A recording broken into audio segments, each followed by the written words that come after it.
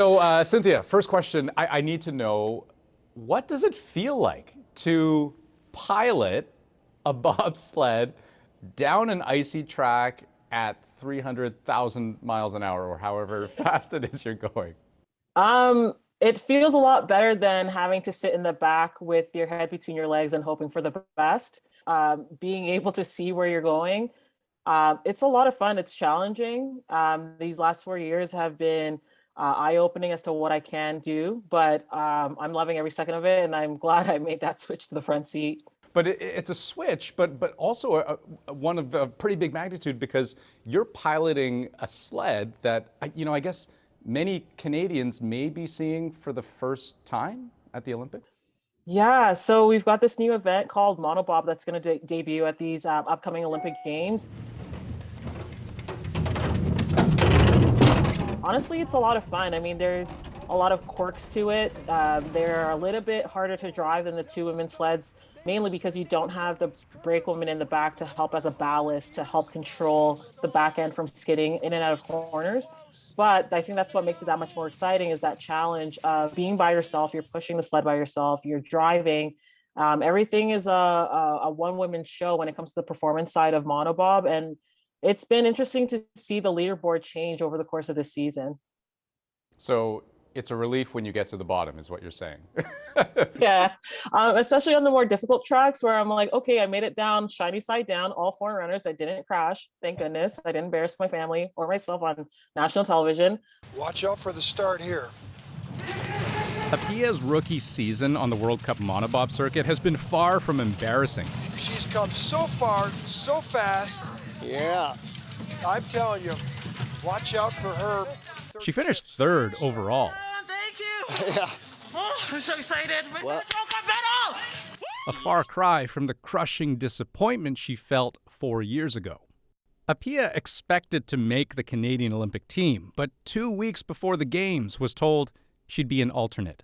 I'm going to take you way back now because I've asked you about the thrill of the race, but now you tell me, what does it feel like to be so angry at the sport, at the team that you were this close to quitting? Yeah, Pyeongchang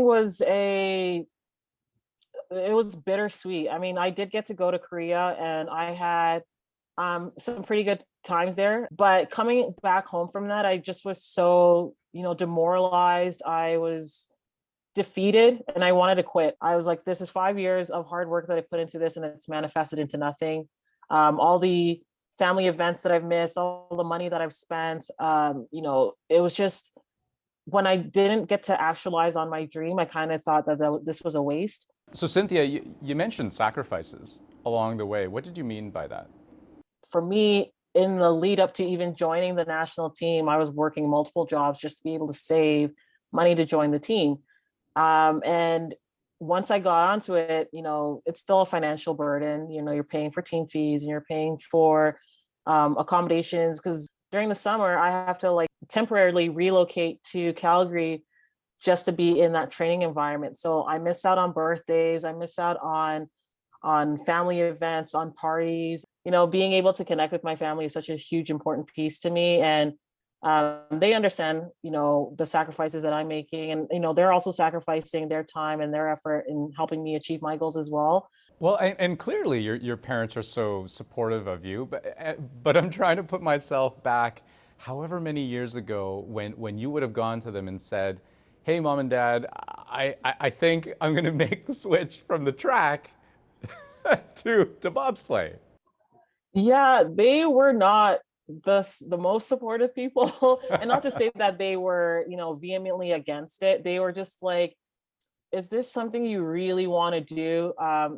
Both my parents worked super hard to get over to Canada from Ghana, and they've really instilled education being a super important piece for us, and then hoping that we can get, better jobs than they have and lead better lives than they've been able to. But once they saw how impassioned I was with it and the success was starting to eke its way into becoming a regular thing, they are the biggest champions, almost to the point where it's a little embarrassing because it's like, guess who I saw? And I'm I told them that you do this, and they're super excited, and they're cheering you on too. But my whole family has really come around, and I'm super grateful for the support that I've been getting from my family over the years. But I'm still wondering, like, what is it that rekindled really the fire within you? I mean, what is it that you wanted at the end of it all? Is it about winning a medal? Is it just about competing as an Olympian, or is it something else? There were so many things that kind of came into play as to why. And a part of me, as much as I want to win a medal, and I think I've got a really good shot at that, a part of it kind of was to come back and kind of rub it in people's noses that they made a mistake in 2018. I know it sounds kind of un-Canadian to kind of think like that, but a part of it was kind of being like, I'm going to show you guys, how much you erred in 2018. I did go to that Beijing test event in October, and I walked away with a bronze medal. I'm hoping to upgrade that to a gold. But for me, the ultimate success for me would be to be able to go to Beijing, step on that start block, and then officially get to call myself an Olympian. It will help, validate me, first of all, because I've felt almost like an imposter these last 4 years. I haven't been able to call myself an Olympian because I'm not. And, a big win for me will be able to officially add those 3 letters beside my name after these games are done. Cynthia, all the best to you. What a pleasure to speak with you. Thank you so much for making the time. Thank you so much for having me today.